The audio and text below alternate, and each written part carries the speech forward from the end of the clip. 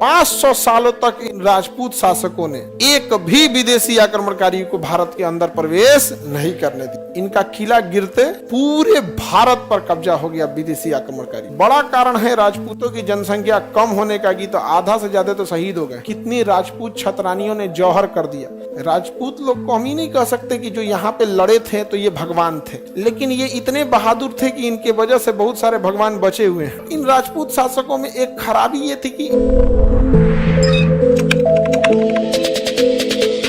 इस समय भारत के पश्चिमी भाग में राजपूतों का वर्चस्व बहुत ही ज्यादा था। किसका था? राजपूतों का वर्चस्व ज्यादा था। यह पूरा एरिया किसका आता था? राजपूत लोग का। भारत का पश्चिमी भाग का यह एरिया किसका आता था? राजपूत का। इस एरिया में राजपूत शासक थे, बट इन राजपूत शासकों में एक खराबी ये थी कि इनका क्षेत्र छोटा था और ये आपस में लड़ते रहते थे और मुसीबत में एक दूसरे को साथ नहीं दिया। इन लोगों ने मुसीबत में एक दूसरे का इन लोगों ने साथ नहीं दिया। बाकी इन लोग में कोई कमी नहीं, ईमानदार थे, बहादुर थे, उसूलों पे चलते थे, सब कुछ ठीक था। लेकिन एक राजपूत पर हमला होता था तो दूसरा राजपूत चुपचाप रहता था, कुछ नहीं करता था। समझ में आ गया? एक इनके अंदर ये कमी। दूसरा, इनका साम्राज्य बड़ा नहीं था, छोटा छोटा साम्राज्य था। जब साम्राज्य छोटा रहेगा, कितना धन दौलत, कितना टैक्स, कितना पैसा आएगा, सेना भी छोटी रहेगी उसी हिसाब से। लेकिन इनका एरिया जो था ना, वो पथरीला और मरुस्थली था, और जो भारत का प्रवेश वाला पॉइंट था, प्रवेश द्वार था यहाँ से। तो जो भी आक्रमण होते थे ना, सबसे पहले किसने झेला है? राजपूतों ने झेला है। राजपूतों ने झेला है। पहला राजपूतों पर आक्रमण 712 ईस्वी में हो जाता है मोहम्मद बिन कासिम। मोहम्मद बिन कासिम, मोहम्मद बिन कासिम। देखिए, मोहम्मद बिन कासिम 712 में आता है, 712 में आता है और भारत पर आक्रमण कर देता है। मुल्तान और आसपास का एरिया क्या हो जाता है? जीत जाता है। मोहम्मद बिन कासिम का एज जो था वो 17 साल था। कितने साल था? दुर्भाग्य देखो इस देश का, अरब देश से कोई व्यक्ति 17 साल का लड़का घोड़ा पे सवार होकर अरब पार करता है, इराक पार करता है, ईरान पार करता है, आधा पाकिस्तान पार करके तत्कालीन भारत पर आक्रमण करके यहाँ के राजा को हरा के यहाँ के ऊपर जजिया कर लगा के यहाँ से लौट जाता है। 17 साल का लड़का, दाढ़ी मोछ सही से नहीं आता है 17 साल के लड़का, उम्र में आप लोगों से छोटा। अमूमन आप लोग 18 से 20 वाले होंगे, जो अभी इंटर पास किए हैं वो 17 के आसपास होंगे, है कि नहीं? 17 से नीचे कौन लड़का है इसमें? कम होंगे, बहुत कम। लड़की को हम पूछबे नहीं करेंगे, सब उठा देगी। और तो बच्चा है आप। अभी लड़की में पूछेंगे 17 से नीचे कौन है? अभी तो मैं बच्ची हूँ, बच्ची है आप बकलोल पे। दिमाग से बोले तुम लोग छोट लड़का नहीं सन हो तो बड़ी हो गई हो ना। अच्छा, अब समझ में आया, अब समझ में आया। इतना दिन से हमको बुझाइए नहीं रहा था। इसे लड़की जब से पूछो कि कितना साल को, तो 17 साल का है बताती सर। भले ई ना बड़ हो गई ये लोग 30-35 की, दिमागवा तो अभी ही है।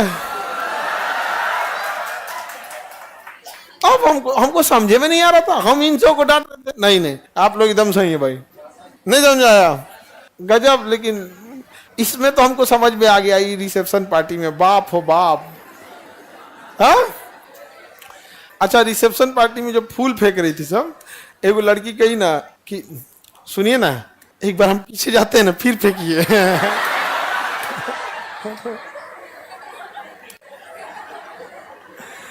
आप बताओ, मतलब हम एक बार पीछे जाते हैं फिर फेंकिए। बहुत मजा आ रहा है, बहुत इज्जत मिल रहा है हम लोग को। लॉज वगैरह में, घर में तो इतना कभी पूछबे नहीं किया हम लोग को। उसमें 2-3 बार फेंकवाई, फिर वो बेचारी गुस्सिया गई तो वो कह रही कि देखिए ना सर, यहाँ से एक है लड़की जाइए नहीं रही है आप।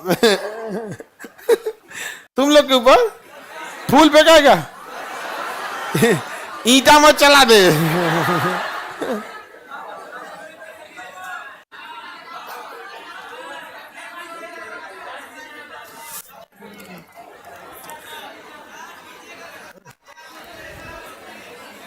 आगे बढ़ते हैं। बताइए कितने साल पे मोहम्मद बिन कासिम आक्रमण किया?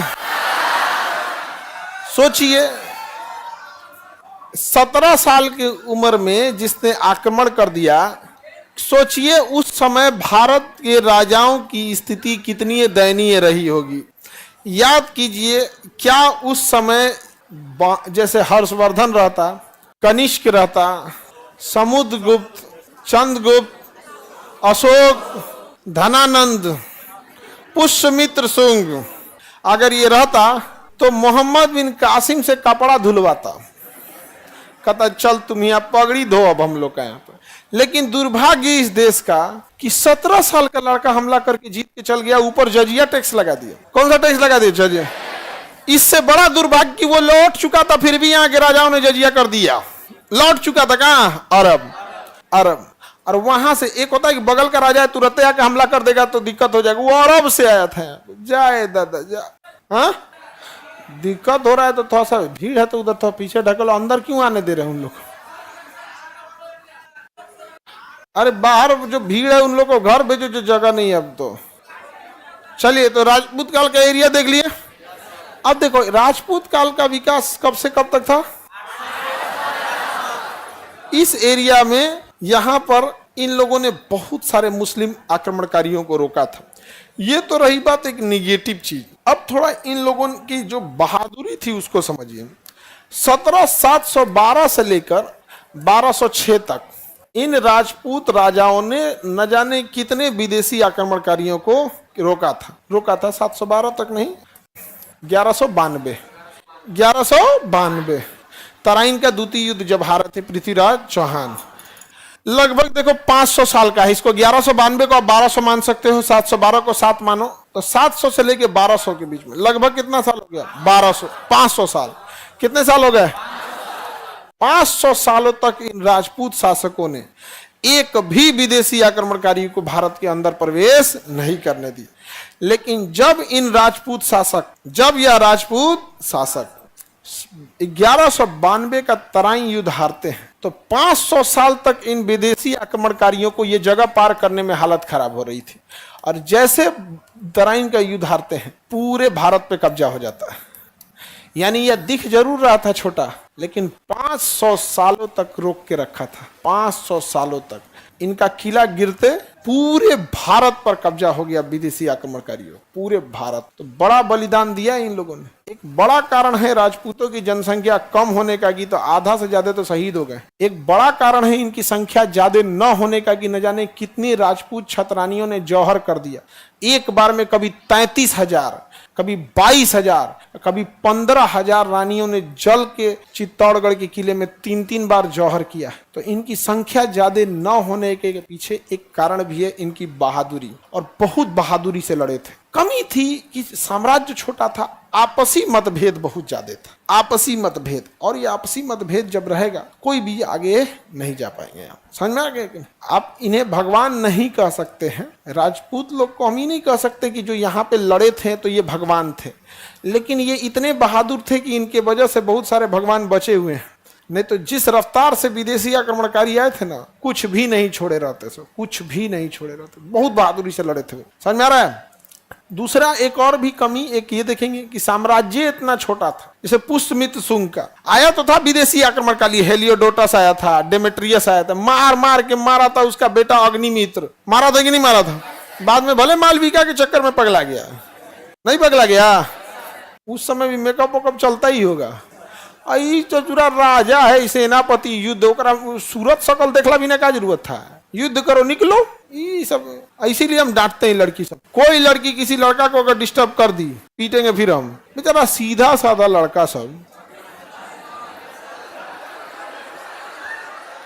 और उसको ये सब बताइए कम होशियार है सब। अल्लाह को देर अपन चौपट होना चाहता है तो कर देती है सब चौपट। जो नहीं समझे सबको आजो के जमाने में, पीडीएफ के जमाने में एगो कॉपी मांग रहा था, कॉपी मिलेगा नहीं समझे। और तुम अगर दलित टाइप के रहोगे ना तो टोक देगी पीडीएफ मिलता है, कॉपी का जने कहाँ से मिलेगा इनको।